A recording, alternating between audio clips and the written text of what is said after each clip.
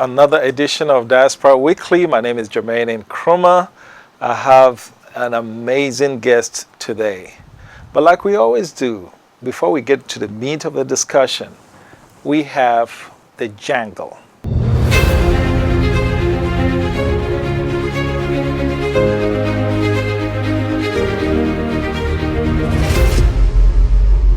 So what's the jangle?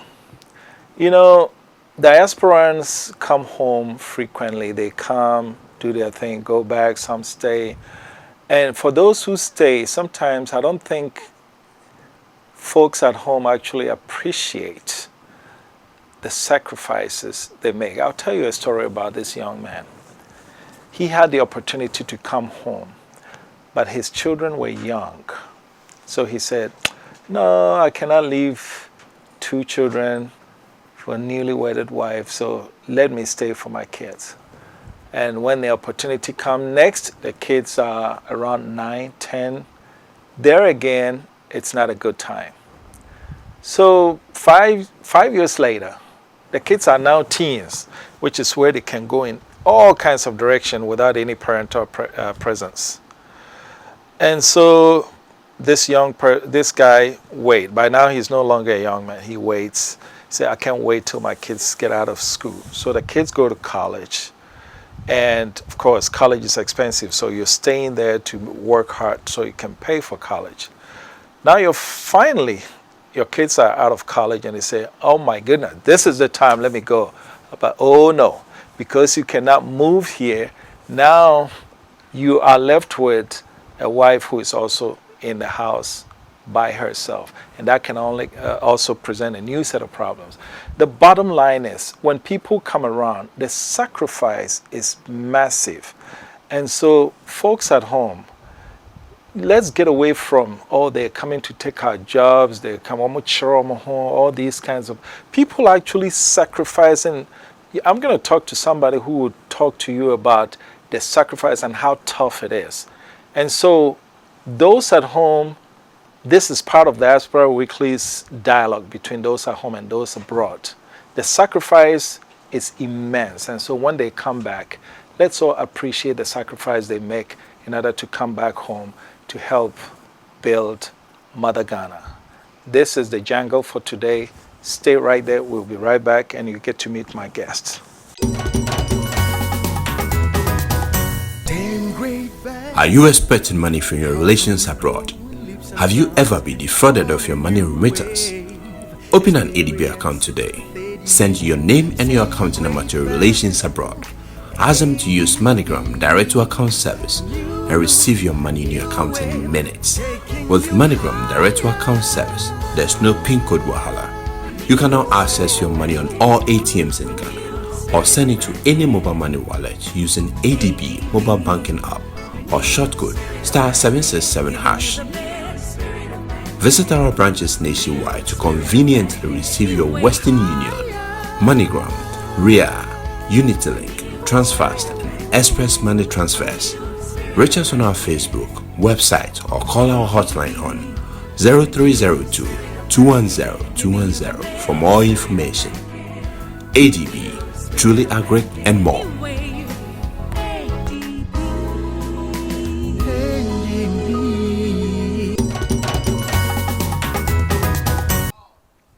Hello and welcome back.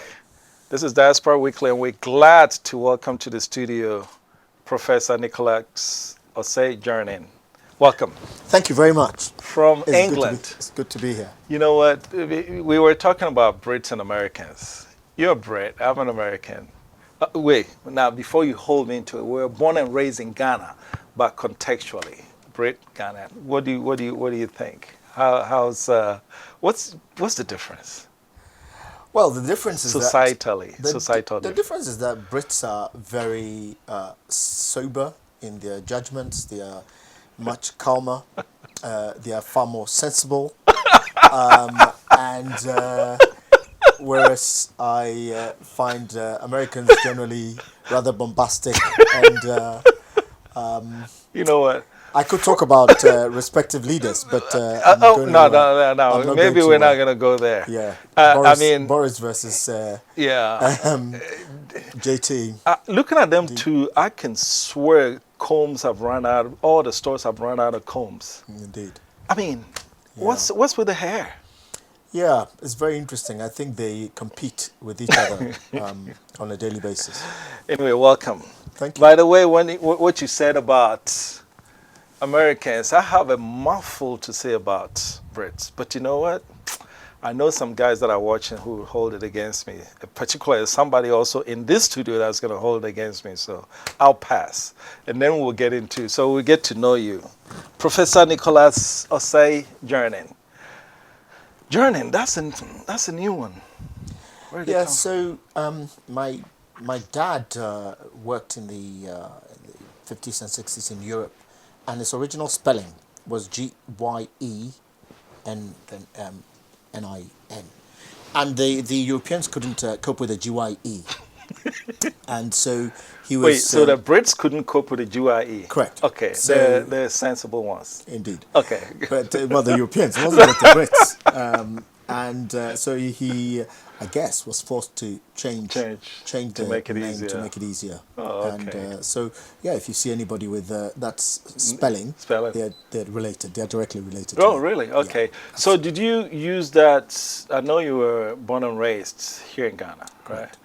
So you went through school with that spelling also? Correct. Yes. Oh, okay. Yeah. So then how was that? Did he change the name before you were born? Or? Yes. Yes, Okay. he did. Yes, he did. So Okay. this was going back to the Okay. to the 50s and. Oh, very good, and very the good. 60s. So you tell us about yourself, your childhood. Where I was were born you? in Takoradi, went to Services Primary School, and then at the age of 12 went to Fansman, and that's when my dad moved. So this was in 77. My dad moved to the UK. Okay. So between 77 and 82, while I was in Fansman, I was going to boarding school, but spending my whole in the UK. And then at 82, when I finished Form 5, I moved to the UK to do my sixth form, Okay. then university. Then. So you were the original Dadabas. No, I wasn't any. I wasn't No, Dadaba at all. you are. So If your dad lives in UK and you go to Fanspim, you are not an Ijaba. I don't care how you characterize yourself. You are a Dadaba. no, I was actually quite a tough cookie. Okay. Some Dadabas are tough. So Oh yeah. really? No, at the Fansman, I was in 1C, 1A particularly, where the Dadabas. I was among the tough cookies. Of course, you like to say that. Indeed. I'd like to get some. Hey, if you're watching and you know his childhood, give us a call. I'll put you on here on that same seat so you can tell us about how Dadaba he was. Indeed. But so life in Fansipim, school days. Anything? I thoroughly enjoyed it. One looks back with great nostalgia. You forget all the times when you were asked to stoop and had to clean the backyard because you'd done something wrong, and all the bullying which was associated with the early years. You forget about all that. Yeah. Do they Because- do it now? I don't think so. I think What do they? most They of had that- a name for it. See, you'll be Q. Yes, Yeah. all that kind of stuff. Yeah. But when I think of Infantswim, I don't think of any of that stuff. Okay. What I think about is all the camaraderie, all the friendships that you made, the very close bonds, all the hard work, the early hours of ghosting, hard studying, the competition, and also, I was involved in a whole lot of stuff. I was in Joyful Way. I was member of the Scripture Union. I did a bit of debating. I played football. I played table tennis, and I was actually involved in a whole lot of groups. Okay. I got really involved in the life of. So what's your favorite sport? Football. Football. It still is. It Oh, still really? is. It still is. Well, But now I play lots of other stuff as well. But I remember primarily when at, we used to do Interco regionals. Yes. As a matter of fact, when Central Region hosted the Interco, they put us in Fanspim. And historically, in fact, I captained the Ashanti Region team both in basketball and volleyball, and so I got to go to all the games, and I don't ever remember any game where Central Region won anything. Right. I think. But you guys had the best looking women. Yeah. You guys had the best database of the world. Yeah. But sports. Yeah. I think your memory might be a bit slightly defective. And I'm told that people in Ashanti region have got some problems with dementia as they get a bit older. No, So you see, this might have something to do with your no. recall. I with do recall. remember Central Region never won anything. Is that Not right? soccer, not basketball, not. But I do remember one guy who used to play basketball with us at Technology Secondary School on KNUST campus. And this boy was goofy. I still remember his name, Kodia. He was struggling to make the basketball team. Right. He goes to sixth form in some school in, I think, Augustine's. Yeah, it would be Augustine's. Yeah. Why? Well, because they are fishermen and, you know. Oh, okay. See that? You see that? It's throwing bombs out there. I'll get some Augustine's guy here. They'll get you back. Anyway, this guy, all of a sudden, we're reading in the newspapers, he's the #1 hurdler in the country. And he actually makes it to the national team. Wow. And I couldn't believe. So I just remember when I was saying that Central Region, y'all didn't win anything, but I guess you could. An Ashanti Region guy can come to Central and excel. The only problem is in this case, he actually made it to the national team, so you couldn't talk about Central Region standards. So that's a good one. So Form 5. Yeah.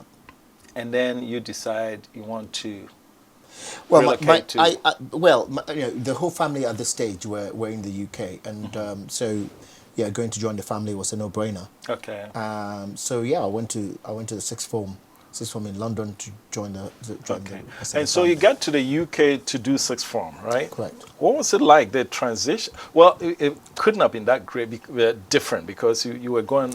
Yes. Coming. So in terms of lifestyle, and there was nothing new. Obviously, going to the school was a bit different, but yeah, I mean, I had The lots of amenities. Caucasian friends, and my younger sister was only a year younger than me, and my younger brother were in the same school. So I didn't find the transition that difficult. I'll be honest with you. Okay. And academically, I get to the sixth form and find that, for example, in the maths class, I had to join the upper sixth because Your standard? my standard was much higher. I'd done Really? additional maths, and the lower sixth, the lower sixth class were doing all the stuff that I'd done in ad maths in Form 5. Okay. So I had to join the upper sixth class. That's interesting. So in fact, when I was in the upper sixth, I was doing 4 subjects. I was doing maths, chemistry, biology, and physics. So the standard yeah. at the FANSPEM at the time, do you think it's the was high. same now? That I don't know. I couldn't tell you, but in those days. That's but interesting in my day, it was excellent. Clearly. Wow. Yeah. And so you get there, and then you find out when it comes to maths, Yeah. you were slightly ahead of your peers. But in I other was more than subjects, slightly. I was a whole year. a whole year ahead of them. Well, what about the other courses? So chemistry, I was as competitive, Okay. and biology, I was pretty much on the So par. you've been a science person all along. I mean, I have this theory that there's a continuum. When you put all people on a continuum, you have the artist on this side and you have the scientist on this side. I mean, the curve might be something like this, but I don't know if there is anyone who's a pure artist and a pure scientist at the same time. Do you think? Well, I'll be honest with you. I think that if I had my life to live all over again, I would probably do arts. Maria? Because in terms of what I particularly enjoy now, I would have done history, I would have done politics, I would have done law. That's what I would have Interesting. done. Because I just find myself that way inclined. Okay. You know, I love So how come you didn't political see issues. that when you were younger? I suppose part of it is, at the age of 14, I decided at the time that I wanted to become a doctor. So, you know, you gear yourself in one particular direction, and yeah, I was always going to do the sciences, and I was pushed in that way. You know, my father was very keen that I did medicine. I remember in the sixth form being asked by the head of sixth, so what are you going to do? And before, at the time, my mentor wanted to do petrochemical engineering. So I remember saying to the head of sixth, that the sixth form, that I would like to do petrochemical engineering, and my dad said, "Oh no, he wants to do medicine." You know? And so yeah, so I was almost pushed in that direction. So basically, it's like that time you weren't part of the human race unless you were a doctor or a lawyer. Correct. Was engineer part of the mix? Yes, I think so. Yeah, engineering was very much part of the trio. Yeah. But now, the money is in the arts. Correct. Shatawale. Yeah, indeed. Or business, or doing business. Or business. Yeah. Donald Trump. Sports, music, and sports, music, and business, and politics. And business, and politics, indeed. Yeah. All right, so you're in the sixth form now, and you're in UK. Life in UK. Black, mostly white school. Any memory of racist encounters? So I was very fortunate, and I seriously don't recall any overt racism, and that was also true throughout my years in the university, and indeed beyond. I'd say it's only, you know, when I look back and I look at various, you know, incidences, and I think, well, maybe there was a bit of maybe because maybe you didn't know what you were. You didn't know at the time what to look for. That is correct. But also, I genuinely believe that people who go around with chips on their shoulder and who almost go looking for racism end up being targeted. Yeah. And I was mercifully free from any of that. So you were saved by your innocence, basically. Pretty much. Yeah. You know, there's this adage, correct. Right? And I think that's absolutely correct. I think that's if you go looking for it. But at the same time, I'm also there's this Bob Marley song that say, "Who feels it knows it." Yeah. Yes. I think, I'll be honest with you, I was very fortunate in that I was very comfortable in my own skin. Okay. And I was also lucky enough to be really quite. I was able to compete. With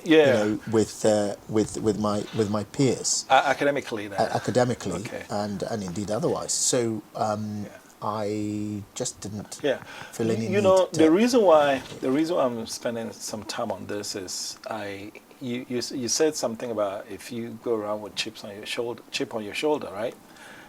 I've also noticed that at times the confidence actually also averts racism. Because you know, and some will say, well, the confidence, what you call confidence, somebody will say chip on their shoulder. So which is which? Well, no, I think it's very much it's very attitudinal.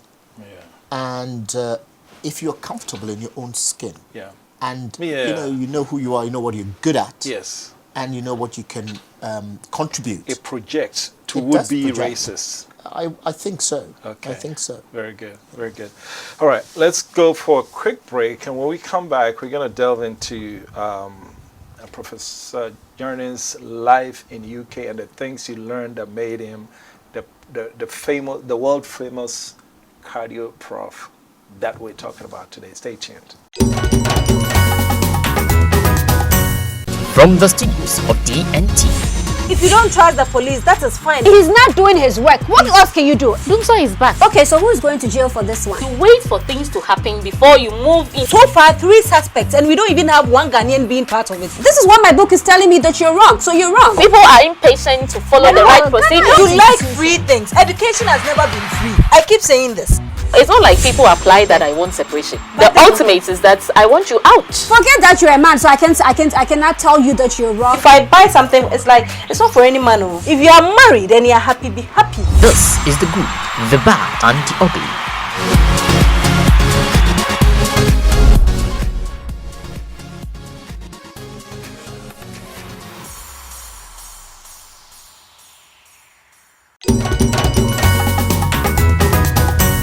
Welcome back. This is Diaspora Weekly. My name is Jermaine Nkrumah, and we're blessed to be joined by Professor Nicholas Ossei Gerning.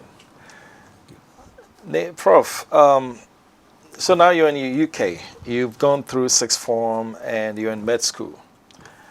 Why cardio? So if I start back to after qualifying, I worked. I worked in London, in Essex for a year, London, and then I moved up north to the northern part of the country, and I did my general internal medicine and did all the various specialties. And after I'd actually enjoyed all the specialties, and I found it quite difficult to choose a subspecialty. And I remember asking to interview all my various consultants. So, and that was probably a very good thing to do. It was. And I asked them directly what made them choose their particular specialty.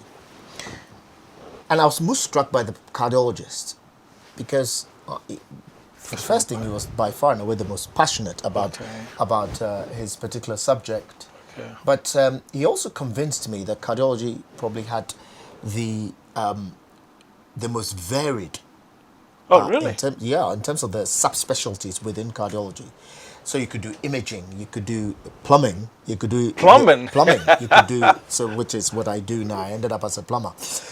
You could do the electrics, you could do devices, you could do heart failure, so on and so forth. It was the most varied, but also it had the best in terms of research. It had the best opportunities. Okay. And because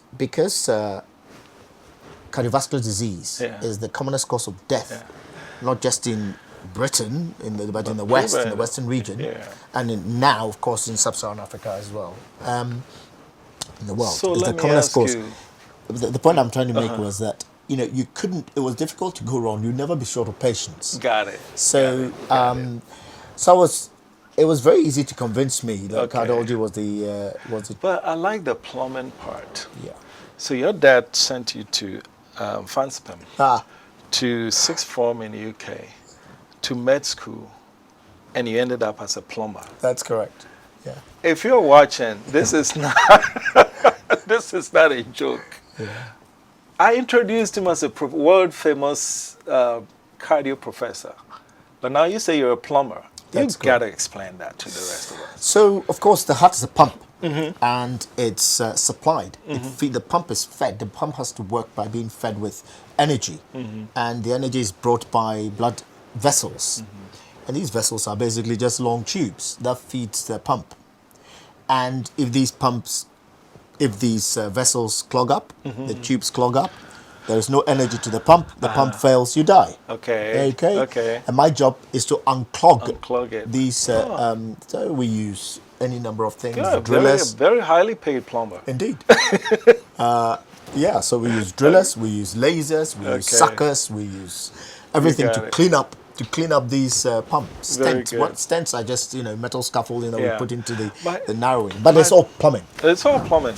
By the way, I've forgotten my biology a little bit. What's the difference between a vein and an artery? Oh, so the artery takes blood away from the heart, and the vein brings blood back. That's what I thought. I actually flipped it. Anyway, so life is good in the UK. You're a cardiologist. You're making tons of money. Why do you give up to come to Ghana? Okay, so the story started in 2015 when I was basically asked to apply for professorship with University of Cape Coast Medical School.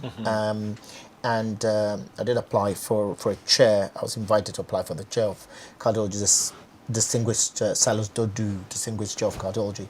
So I did apply, got it, and so I started coming back to Ghana to lecture 2 or 3 times a year. Okay. So this was in 2015. And then in 2016, an incident happened which you may have heard about, where a friend of a friend was very ill, and was dying from a heart attack, and should have the arrangement was to come over to the UK, but that didn't happen, and ended up flying Visa down issues. for a weekend.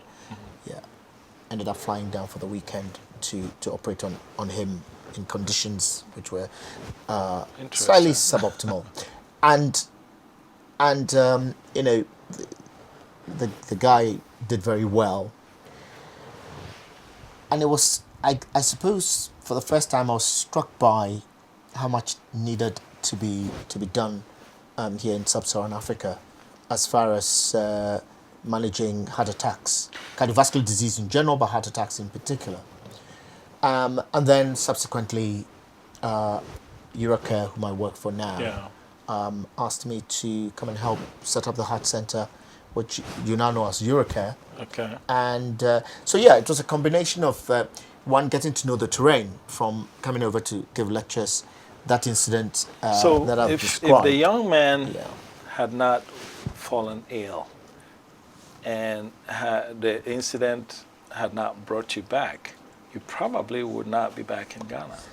Maybe not. That is distinct. That's a distinct possibility. You know, whether after several years of coming back to give lectures, whether that might have. It's difficult to say. Yeah. But you see, and you're probably the third or fourth person who have made that statement. It's like you come back and you say, the country needs me. Yes. Wow. All right. So let's talk about something. Those things like that move me because I'm very passionate about Ghanaians coming back. And the recurring theme is Ghana needs you more than the country where you live. That is correct. Because when you left, whatever you were doing there, somebody's picked it up. Correct. But what you're doing here is invaluable. That See is, what I'm saying? that is true. I want to go back to the conversations you had with your professor, your consultant. Recently, we've heard about this BBC and sex for grades thing, okay? For me, it's personal. I take it very personal that if a woman, a young lady is in your care and you take advantage of her, the thought sickens my stomach. But I'm mirroring that to you, and you made mention, you said the consultants were actually kind to you. Very. I mean, I was a little SHO. Yeah. And I asked to interview my consultants. Yeah. And they all actually gave me the time. Yeah. They didn't have to. Yeah. So when you look at the student lecturer relationship in UK, and that which exists here, what do you think? What should be done about this? Well, it's very difficult for me. I mean, I haven't worked here under those circumstances, so it's very difficult to obviously project what transpired in the UK. Mm-hmm. All I can say is that, as a UK consultant, you take those your junior staff, you take it very seriously. Yeah. You take it personally. Yeah. They are in your team, and it's you feel personally bound to their success. Yeah. You're responsible. You are responsible for them. Yeah. Exactly. And so, I mean, I remember as a house officer, as a young doctor, I mean, my consultant would have us all as a team in the house. They looked after us. Yeah. They would phone other consultants for our next posts, etc., etc. They really made sure that we were successful. Okay, so then I'm one of the people who believe that people are people.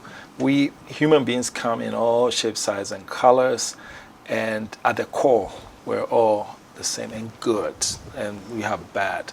But why do you think the standard is so different there than the standards here? And look, we're talking about student-lecturer relation. It could be boss-employee and everything. Not that it doesn't happen there, but the prevalence with which it happens here, does the society have something to do about it, to do with it? Well, you'd like to think so.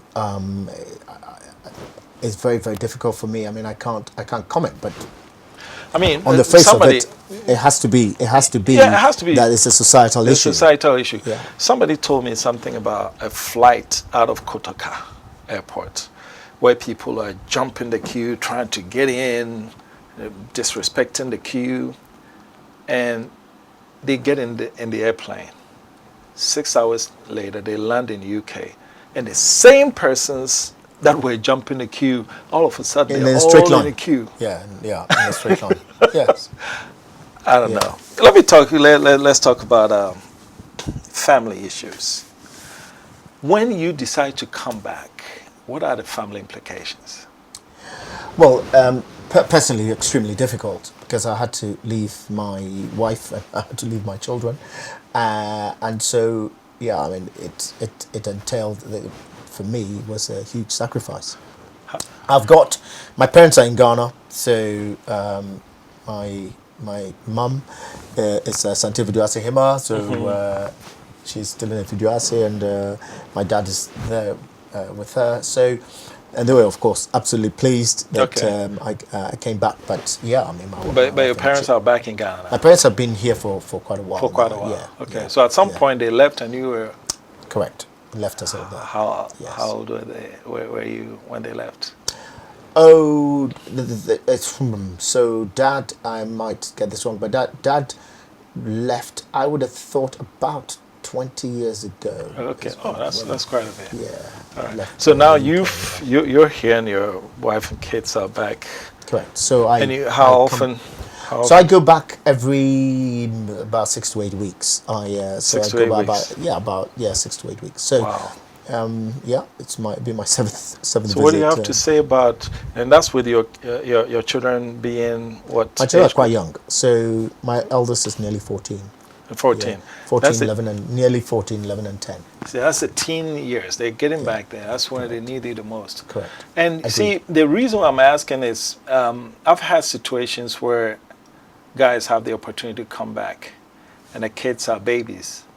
They're like, oh, no, it's too early. I can't leave the wife to take care of all of them. So that's not a good time. And they get into 8, 9. They need their daddy. That's when the bond is actually pretty strong. Well, they get into the teen years. Well, they need you now because if you're not there, they can go in any kind of direction. And then when they finish college and they leave, your wife is alone at the house. Now she needs you more. So is there a good time to come? Well, it's very difficult, obviously, to generalize, and each person will have to make up his own mind. I mean, you can't. These are extremely personal decisions. I can tell you that for me, it's very, very difficult. I will not lie to you. I find it very, very difficult not to be here with my wife and kids, and I sometimes wonder whether I've made the right decision. Yeah. And but it was a decision that we took, and it's and for this period of time. So here you are. You're actually giving up a lot more in salary, and you're giving up a lot of family. You're making a lot of family sacrifice, and you're here going through this. And what you're here doing right now is monumentally important to the country, as many people who come to contribute. So what does that make you feel when those at home don't seem to appreciate it? Well, so you put it rather beautifully.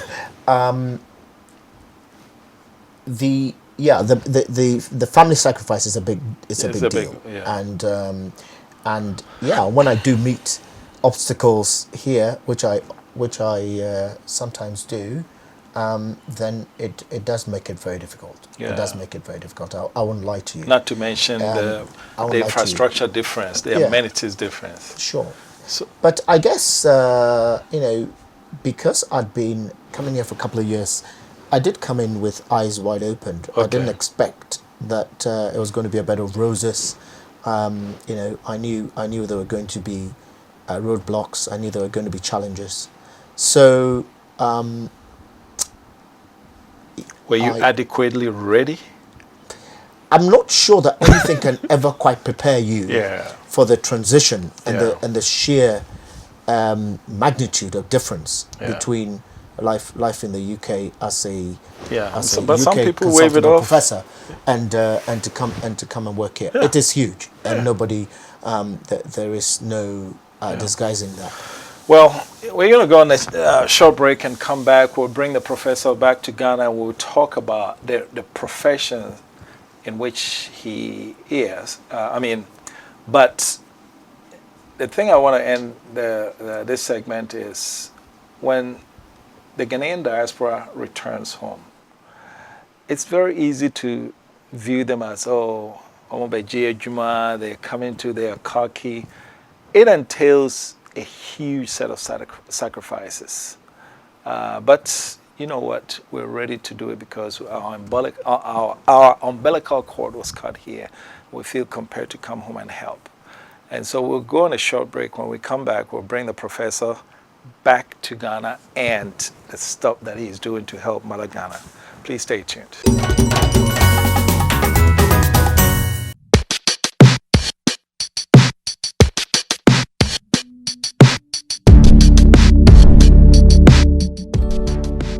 Hello, this is Nanansa, and you're watching Homeland, the Story of the Returnee, where we dive into the perspective of the diaspora in and out of Ghana. It's fun, engaging, and motivational. I think Ghana is a wonderful place. I love Ghana. I truly do. We need our diasporans for our country to develop to where it should be. Hey! Come on, turn around. Turn around, let me see. Make a date with me right here on DNT every Tuesday at 8 p.m. Homeland. Brain drain, brain gain.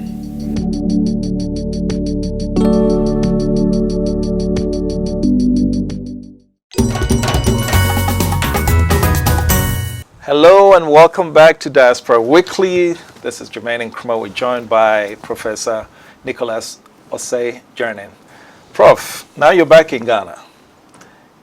Somebody got ill and you came to help and you said, oh my God, I'm needed here. So what was the move coming down, the decision, the conversation you had with your family? What was it like? Oh, I can't tell you how tough that was. That was a very, very, very tough deal. Mm-hmm. Trying to negotiate that with my wife and then with my children. That was very difficult. Okay. But I managed to convince them that it was the right thing to do. Okay. And they were very helpful in. They made it. I suppose easier to make that transition. Okay. But initially it was very, very, very difficult. Very good. So you set up the Heart Center, Uracare. Great facility, by the way. I'm telling you, the day I went to Uracare, I fell in love. It's a brilliant facility. And I understand you even accept insurance from the United States? Sure, we accept many.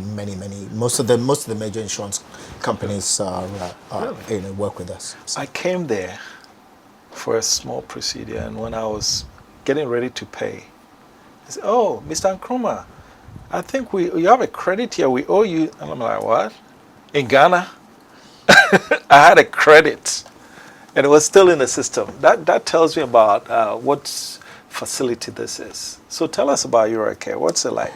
So, it was the parent company. So it's was built by Europharma, mm-hmm. and Europharma is owned by CFAO. So the parent company is CFAO. Okay. And of course, that's now owned by Toyota Trading. And because it's a European company, we very much try to model ourselves on the European system. So the hope is that most of our, everything really, the equipment, mm-hmm. the attitudes, and obviously also the people who work there have got expertise from outside of Ghana. So yeah, it's not just a heart center. We've got advanced diagnostics, and now we've got most of the other specialties. But so we've tried to combine excellent, very modern equipment with expertise. So doctors who haven't just trained in Ghana, but they've also got expertise from outside. And the customer service. The first time I saw you, I had gone there for, I think my BP was not right, so I went there to, you guys check this for me. So I'm sitting there, and then you're walking around, and I thought maybe, oh, that's probably the manager of the place, or floor manager or something. You were talking to everybody. And then, so that was then. The last time I was there, Dr. Norte said, oh, let me take you to go see my boss. And I walk into your office. I'm like, so he is the boss, Oga Patapata. And he was walking the floor. That doesn't happen here in Ghana. I'm sorry, it doesn't. Well, I'm not sure why. You know, we're all in it together. Yeah. And what we've tried to engender is that everybody should, you know, muck in. Yeah. And that's what you want to try and engender as the medical director. Hopefully, if I take a lead, then people can follow. Very good. So the heart center, how is it different from what's your specialty? So at Eurocare, we do every kind of most of the cardiological, including plumbing. Including plumbing, yeah. Okay. We see all cardiological aspects of cardiology, I should say. Where we set ourselves apart from anywhere else, we're certainly one of two centers that has got a cath lab where we can do the plumbing. So you can go to the cardiothoracic center and us to have plumbing done. We've distinguished ourselves by having a 24/7 heart attack center. Wow. So if you have a heart attack, is there a number to call? Yes, there is. There's an emergency number. Please don't ask me what it is, but yes, there's an emergency number for your care that you can call. And if you're having a heart attack, then we will come in and open up the arteries, and that's unique. Talking about heart attack, we've been led to believe that if it happens, you're gone. Well, you're gone if you don't have anywhere else. If you don't have anywhere to go. How many hours do you have when you start feeling? And what do you look for, by the way? So you will generally the general presentation is with severe pain. Most people describe it as, you know, pains that where they think they're actually going to die because it's so severe. It's a tightness, often going up to the neck, sometimes down the arm, particularly the left arm, and associated with sweating, profuse sweating, and often with nausea and vomiting. Those are the main hallmarks of a heart attack. And that whole process takes about how long? It can be fairly quick. I mean, it's normally sudden. So it's sudden onset of, So normally sudden onset of pain, severe, goes up the neck or down the arm. You're pouring with sweat. You're feeling sick. Sometimes you may vomit. If that happens, you need to get to a center as quickly as possible. So if it's during the day, then as I say, you can either go to us or to the cardiothoracic center. If it's at night, then as far as I know, as far as I'm aware, I might be speaking out of turn, but certainly out of hours, then we are certainly available. I don't know whether, but you're 24/7. Are there any other 24/7s? As far as I know, no. You know, as far as I'm aware. So is there first aid?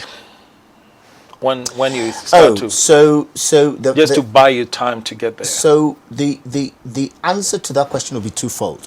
First thing is that you just need to get yourself as quickly as possible to a center. That's the single most important thing you can do.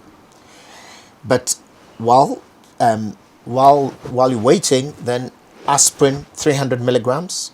Chew that straight away. Not the 81 milligrams. 300 milligrams. Okay. And so if you have 81, which is in the UK is 75, in the US is 81, because the US are very awkward. You chew 4 of those tablets, and so it's just simple maths. If absolutely. I don't have the 300, I can chew 4 of them. Chew 4 of those, okay, and get yourself to a center. If you happen to have Plavix as well for any reason. What's Plavix? Plavix is clopidogrel. It's a drug called clopidogrel. The actual name is clopidogrel. Plavix is the trade name, but it's the first drug. I think Sanofi who did that. That's the first of the clopidogrel the first trade name for clopidogrel. And You take 600, choose 600 of those, and get yourself to a center. So, I mean, I don't know that Plavix one, but I know aspirin is fairly common. Correct. And so, if you're watching, now may be the time to go get you some aspirin to hold. How long do those medications last anyway, before they expire? Oh, I've got absolutely no idea, but there'll be a few years. There'll be a few years, and yes, the expiry dates are usually on the. So if I chew 4 of those, how much time do I buy myself? Well, what we do know from a very large study, excuse me, called the ISIS-2 trial, it was in the early 80s, was that you cut your risk of dying by 25% just by getting that aspirin on board quickly. Unbelievable. It's absolutely correct. Absolutely correct. 25%. What was staggering about that particular trial, ISIS-2 trial, for those who want to care to have a look at it, was that the effect of aspirin was as good as the effect of the clot buster, the major clot buster called streptokinase. Streptokinase reduced death MI, death heart attack, or death second heart attack, by 25%, as did aspirin. Aspirin alone. Interesting. Yeah, absolutely. Okay. Yes. So, but in terms of time, if people are watching, I mean, you probably, we don't want people to say, oh, the doctor told me I'll buy myself 3 hours, and so I'll take aspirin and I'll go listen to some music. Exactly, which is disastrous.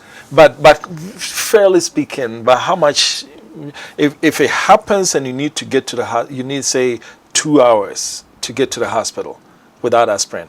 With aspirin, how much time do you have?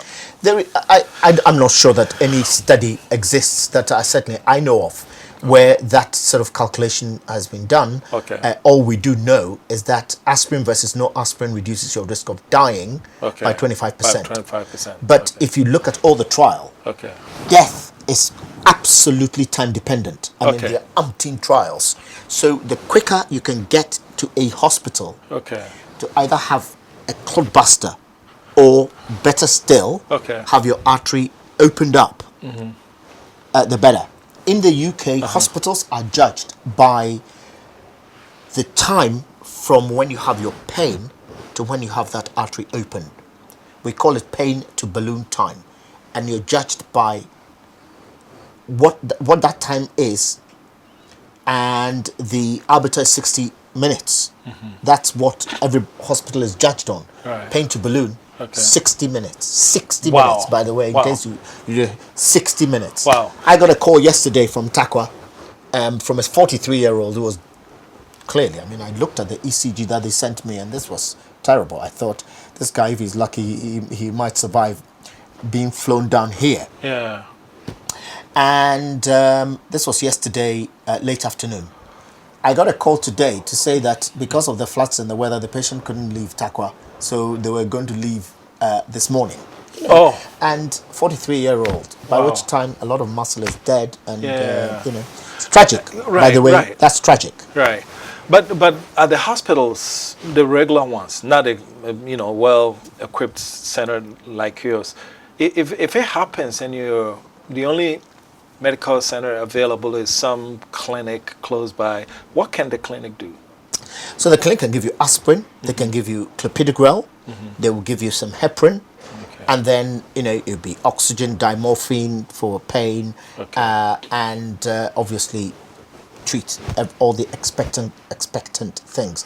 They may give you beta blockers, they may give you nitrates, depending on everything else that's going on. So they are medications, but these medications are all holding measures. You've got a blocked artery, you've got a pipe that is just clogged up, and it needs that blockage needs to be open.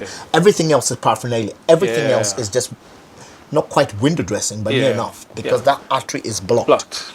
So they whatever they do, they're pretty much holding you steady until they get you to a heart center, where that artery can be unblocked. You've got a pipe that's blocked supplying the pump. There is no blood going down to feed that pump. Everything else you're doing is just a holding measure. Including the aspirin? Well, this is it, you see, because of course what forms the clot, what forms that clot is platelets, and it's basically platelet based. and you've also got the coagulation cascade that comes in fibrin. So you've got platelets and fibrin that forms a clot. That platelet can be broken down by which is first clot by the aspirin. So just aspirin alone, you may be able to unclog a little bit of some blood going through. And of course, what the platelets does, the aspirin does, is stop more platelets forming on top of that clot. So from a symptom standpoint, yeah. The reason why I'm asking this, if people are listening. The last thing we want is for someone who has those symptoms, sweating, vomiting, doing all that, and they take aspirin and it subsides. And they go, that was close. No, and then they sit. No, disaster. No. You, it's only while you're waiting to get into a center. Okay, very good. Are the dynamics the same with stroke? Is there a difference? So, the problem with stroke, of course, is that when it happens, you need somebody to get you to a center. So 80% of strokes is due to a clog up in the artery. Okay? 80%. 20% is from a bleed. Okay. So unfortunately, if you don't know which it is and you take aspirin, you bleed more. So a stroke is a bit different. You need to distinguish between a bleed and a clot. Hold that thought. This is deep. We're going to go on a commercial break. When we come back, we'll dive deep into what the difference is between stroke and heart attack. Stay tuned, please. We're talking to Professor Nicholas Ossei Gerning. We'll be right back. Hello, my name is Kofi Oppon-Otre, and I bring you NASA on DNT, a program designed to expose corruption and indiscipline in our society and advocate for the punishment of these offenders whose activities impede national development. The National Road Safety Commission indicates that Ghana loses $230 million to road accident, with over 1,600 deaths recorded every year. In 2018, Shraj report indicated that Ghana loses 13.5 billion Ghana cedis to corruption. And United Nations Children's Fund UNICEF has also stated that Ghana loses $290 million to poor sanitation alone. This is not right. So make a date with me, and together let's name and shame the offenders of the law. NASA, see something, say something.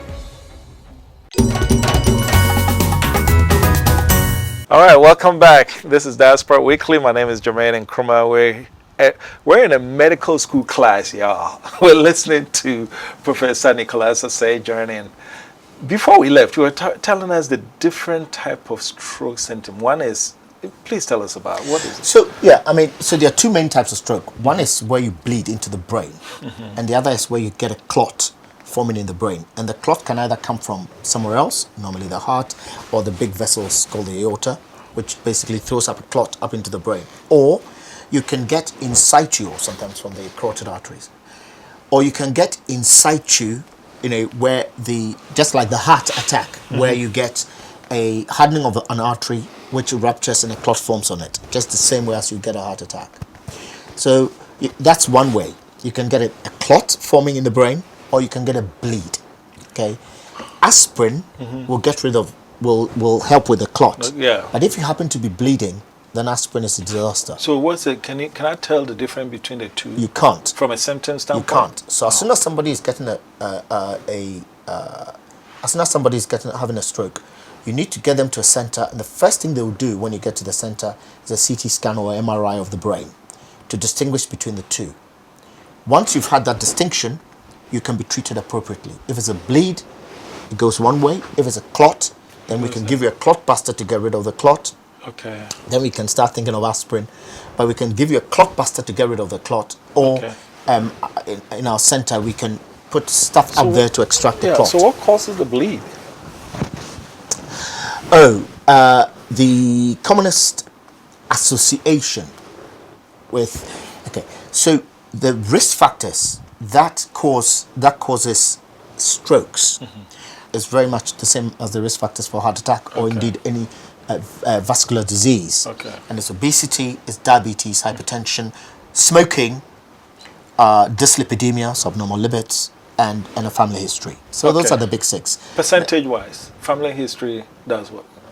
Family history, well, the family history is the basis. I mean, bad genes is from the basis of all the but I'm saying if you were to proportion a percentage-wise. Oh, it's very difficult to put figures on it. Okay. But family history is the basis of it all. Okay. And quite frankly, it's the way abnormal genes from your family, which you can't do anything about, is how they interact with all these different risk factors. Okay. And the other things I haven't mentioned, which are not part of the so-called big 6, like diet, like physical exercise, like stress, etc., etc. Okay, alcohol. Now, but let me just answer the question, because what would cause a bleed into the brain? So all these risk factors are important in terms of having a stroke. Hypertension, particularly, if it's very high, you've got a much greater risk of having a bleed. But then also there are other things like patients who are taking excessive aspirin that they shouldn't be on, patients who are taking warfarin, patients who are basically taking things that can thin your blood have got a much higher risk of a bleed. And so stroke, bleeding to the brain is basically has to be looked on in terms of all the risks, as all the risks from a heart attack and a clot to the brain. So medication, once you're diagnosed as having high blood pressure, medication is it? You can't play with it. Medication to treat your blood pressure is absolutely critical. It's lifestyle plus. So lifestyle as in, increase your exercise, losing weight, making sure your diabetes is very well controlled, etc. All your risk factors are very well controlled. But then medications are key to keep your blood pressure down. The guys say the medication create problems for them. In terms of what? In terms of getting it up. So I knew you were going to go there with that. So that's very important, and it's very important that your audience understands this. The medications that are used to treat blood pressure, and I have to say the 2 big culprits are the thiazide diuretics, the water tablets, and it's basically chlorthalidone, hydrochlorothiazide, and bendraflumethiazide. Those are the main ones, and then there are other thiazide-like diuretics, and then the other big group is the beta blockers, and they've been mostly associated with causing erectile dysfunction. The truth, though, is that all these drugs are doing is unmasking an underlying problem. So there is an underlying problem, and these drugs just unmask it. Okay. And what you find is that when you stop these drugs, the vast majority of these patients will continue to have the erectile dysfunction. In a few patients, when you stop the drugs, their erectile function improves, but further down the line, they get erectile dysfunction. So they're going to get there anyway. And all these drugs have done is just accelerated the process, them getting there. But you see, young people now are taking aphrodisiacs. And is there a problem? Are they creating a problem for themselves further down the line? Well, there is no real evidence for that. But, you've just got to be careful with what you're taking. I mean, what I would advice is that these recreational drugs can be quite dangerous, of course. I mean, I've seen patients having heart attacks using amphetamines and cocaine and all manner of drugs. I mean, and you also get people wanting to boost their manhood by taking Viagra, but they also will then take drugs that contain nitrates, and that combination can be quite dangerous. Oh, what do they do to the body? It can catastrophically drop your blood pressure, and it's been known to cause deaths. Wow. So if you take drugs containing nitrates and you take Viagra with them, you can get catastrophic hypotension, drop in blood pressure, and as I say, has been associated with fatalities. Okay, so you're telling us that medications are not the cause of it, they're just unmasking an underlying problem. That is correct. And those underlying problems can be caused by what again? I know age is invariably, you get to that point. And it's actually mainly the same cardiovascular risk factors that I mentioned. Okay. So diabetes is very important. I mean, if you're 50 and and you've had diabetes for at least 5 years, you've got a 50% risk of having erectile dysfunction. Some studies will put it as high as 75%. Wow. If you've got hypertension is alone is a major risk. Okay. But also obesity, dyslipidemia, smoking, alcohol, obesity, all these, they are all associated. All these risk factors are associated with having erectile dysfunction. Has anyone done a study? Because when we were growing up, the type of foods we were eating were not these, chicken that grows up within 2 days and stuff like that. I mean, has anyone done a study on our genes, how recent foods are impacting our health? Recent foods and impact on our health? Because when we're growing up, we didn't have Kentucky Fried Chicken. We didn't have Burger King. Yes. We ate ampesi and all those things. Yes. Is there a correlation? Well, with heart disease? Yes. I mean, you would know the story about Japanese. If you're in Japan, your risk of having cardiovascular disease is very low. The moment that same Japanese moves to the US, they take on the risk of coronary disease, of cardiovascular disease, of the indigenous population, purely because. And it's got nothing to do with their genetics, because their genetics is unchanged. So it's got to be diet. Absolutely. It's all the environmental factors. Wow. Well, it's diet and clearly diet plus. So if I'm 25 right now, what am I supposed to do to invest my lifestyle for the future? Same things. Good food, so-called Mediterranean diet, lots of fruit and vegetable, low carbs, etc. Lots of physical exercise. If you're unlucky enough to inherit bad genes and you're hypertensive, then obviously make sure that your lifestyle is changing. Your lifestyle is exemplary. Make sure you're not obese, so you're eating healthily, exercising, and you're doing everything that you can to lose weight. Okay. If you are dyslipidemic, so abnormal lipids, then a lot of people will need statins as the drug of choice. Okay. But it's all this sort of lifestyle change. De-stress whichever way you can. Fish oil. Fish oils can help. But it's basically primarily diet, exercise, loss of weight, low stress. Wow. You have educated. I feel like I just completed medical school. That's good. Before we go, look in that camera and tell your viewers what Eurocare stands for, what they can do in the event of a heart disease, or anything they can do to protect their So, I mean, we at Eurocare have got a heart center, and the advice is don't wait before you get a heart attack.